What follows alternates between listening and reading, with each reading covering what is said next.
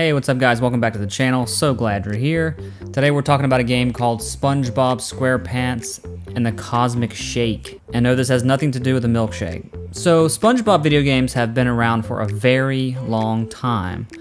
As a kid, I remember playing Battle for Bikini Bottom, Revenge of the Flying Dutchman, and the SpongeBob movie video game, all on PS2 and GameCube. Those were all very fun and entertaining back in the day. And honestly, it's always been a wonderful platforming series. And they were mostly well received by critics and gamers alike. Each game hovers around that 70 mark on Metacritic, but you could always count on them for a laugh, and a decent story to follow involving our favorite underwater characters. And that trend continues with the Cosmic Shake. In fact, it sits at exactly a 70 on Metacritic, although some outlets like IGN gave it a 5 out of 10 or even below that, which to me is crazy.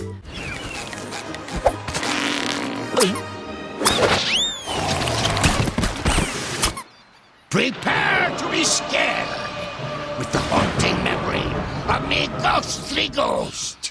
Oh, who am I kidding? I couldn't scare a baby right now.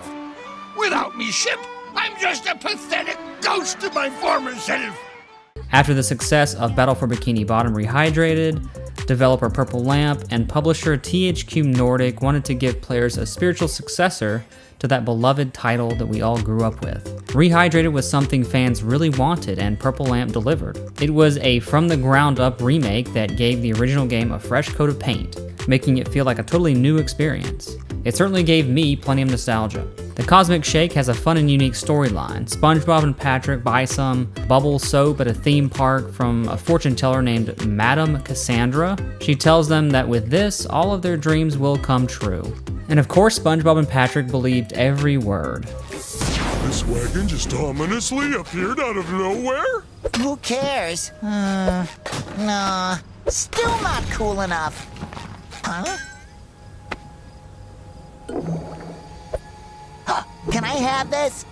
So when they actually use the stuff, it opens up a portal that sucks up the people and the buildings of Bikini Bottom while also covering it in a murky, strange substance. With this happening, SpongeBob and Patrick, who is now a balloon, must explore something called Wish Worlds, which have a variety of themes such as the Wild West jellyfish fields, a prehistoric forest, a pirate lagoon, just to name a few. And they must travel through all of them to return things back to normal and save Bikini Bottom and its inhabitants. As you play, you'll encounter familiar faces like Squidward, Plankton, Mr. Krabs, Mrs. Puff, and many others, as each of them still play a part in the story in various ways. With how many worlds there are, it makes the game constantly feel fresh and different, even though the gameplay is familiar from the last game. Speaking of the gameplay, you do get some new abilities that help you traverse through each area, and some areas have collectibles that may be inaccessible due to not having a certain ability, so you'll have to do some backtracking and grab those as needed. And there are enough abilities and tools here to make things feel fresh,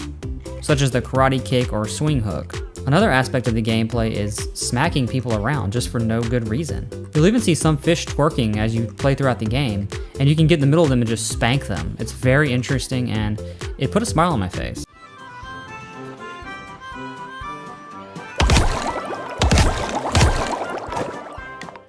The platforming feels solid compared to a lot of other AA games out there, but the bottom line is if you liked Rehydrated, then Cosmic Shake will be right up your alley. Much of the gameplay here feels exactly the same, only with some added variety here and there. And the enemies are the same story, as many are new, but once you encounter each one, you kind of know what to expect. They aren't particularly challenging either. The boss battles are a little bit more difficult. It's definitely a game that both kids and adults who are fans of the show can enjoy. Visually, the Cosmic Shake looks very different than its predecessor. It's every bit as vivid and colorful, almost to a fault, but this time there is even more visual flair. From the sandy beaches in the Pirate Lagoon area to the dusty vistas in the Wild West level, it just looks visually appealing. Even the purple portals leading to each location look interesting. The Platinum Trophy for the game should be somewhat easy. One playthrough should take around 8 to 10 hours, but you'll have to play through the game twice for a 100% completion, so it will take around 20 hours in total. A lot of the trophies can be done naturally as you play, but others will require backtracking to certain parts or boss battles. Overall, it's a solid trophy list with a very doable platinum. The Cosmic Shake turned out to be exactly what I thought, which is a serviceable sequel to Battle for Bikini Bottom Rehydrated. It doesn't do anything groundbreaking, but it adds enough gameplay and environmental variety to make it feel new and fresh. Once I started playing the game, I started to get into a groove, and it was fun to just collect whatever was next to advance the story. The biggest praise has to be the amount of locations you get to visit, and just how different they really are. It's something that really sticks out to me in the world of video games. If you just have a singular location, or even locations that all have the same look and feel, it bores me and makes me not want to play anymore. Luckily, the Cosmic Shake does not suffer from that issue. Also, the multi-dimensional story aspect is something else I found to be very intriguing this time around. It gives the game a distinctive feel, different from the more basic one found in Battle for Bikini Bottom. And when it was all said and done, I'm glad I gave this game a shake. Haha, get it? The shake.